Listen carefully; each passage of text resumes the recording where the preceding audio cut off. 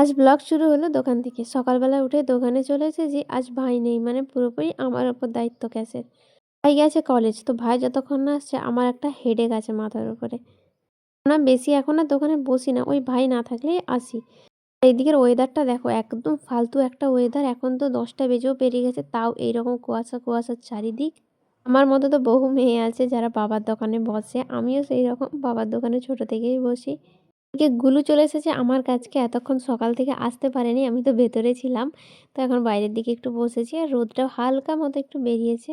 ও স্নান টান করে চলে এসেছে। এই দেখো, মুখের মধ্যে গাদা গুচ্ছে গাজর নিয়ে এসেছে। আগে ও পরিষ্কার করি। গাজর টাজর ফেলে দিলাম, একটা ফ্লাইং কিস দিয়ে দিল ওকে। আমি এখন শিখিয়ে দিয়েছি কিভাবে ফ্লাইং কিস দিতে হয়। একবার বাড়ির দিকে যাই, অবস্থাটা শুধু দেখো। আমার একটা ডকুমেন্টস হারিয়ে গেছিলো, একটা আমার কাগজের দরকার ছিল। সেটা খুঁজতে গিয়ে গোটা বিছানা আলমারির আমি এই হাল করেছি। মানে আমার ভীষণই দরকারি একটা কাগজ ছিল। এবার রাত্রেবেলা ভাই দেখছি মাওবাদী সেজে আমার রুমে এলো। ভাই এসে আমাকে দেখাচ্ছে যে ওপরে তোর একটা ছবি আঁকা আছে। আমাদের সারাক্ষণ এরম চলতেই থাকে। ওদের একটা জিনিস দেখায়, 150 টাকার খাতা যেটা 150 টাকায় বিক্রি হয়, সেটা 160 টাকায় নিয়েছে এমআরপি অনুযায়ী। শালবনীতে এই খাতাটা 150 টাকা নেয়, কিন্তু আজকে নিয়ে নিয়েছে 160 টাকা। আমাকে একটু জানিয়ে তো, এই 320 টাকার পেজের খাতাগুলো কিরম দাম নেয় এখানে তোমাদের ওখানে। এদিকে আসার সময় ভাই নিয়ে এসেছিল দাদা বৌদি বিরিয়ানি, মানে আমাদের শালবনীতে যেটা হয়েছে ওখান থেকেই। দুইজনের জন্য 2 প্লেট নিয়ে আসা হয়েছে। শীতের রাতে গরম গরম বিরিয়ানি তো পুরো জমে যাবে।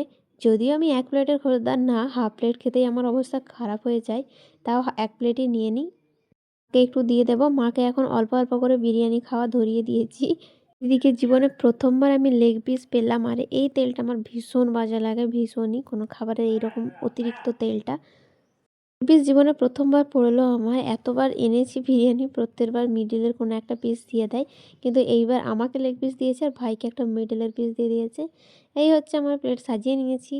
তাহলে খাওয়া দাওয়াটা ঝপাঝপ সেরে নিয়ে কাল সকাল থেকে আবার শুরু করছি। আমাদের বাড়ির একটা ঐতিহাসিক মুহূর্ত সকালবেলা উঠেই আমি দেখতে পেলাম। সেটা হচ্ছে আমার ভাই কলেজ যাচ্ছে, তাও আবার নিজের সাইকেল নিয়ে। এত বছর, মানে যবে থেকে শিখেছে বাইক, প্রত্যেকবার বাইক নিয়েই যায়। সেটা দেখে গুলুও হাসছে, আমি হাসছি, তো ও হাসছে।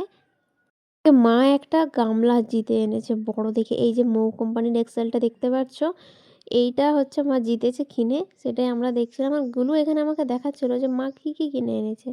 সার্ফ এক্সেলগুলো থেকে মাঝে মাঝে এটা ওটা পাওয়া যায়, তবে এইবার একটা বড় ধরনের জিনিস পাওয়া গেছে। গামলাটা বেশ সুন্দর। সন্ধ্যেবেলায় চলে এসেছে গরম গরম পাউরুটি, আর তার সাথে খেজুর গুড়ের মিষ্টি। কেন জানি না আমার এখন এত পরিমাণে খেজুর গুড়ের মিষ্টি, মানে 1 পিস আর সাথে পাউরুটি খেতে ইচ্ছে করছে। তাই আমি মাকে তাড়াতাড়ি বললাম, আর পাউরুটি মিষ্টি দুটোই ছিল।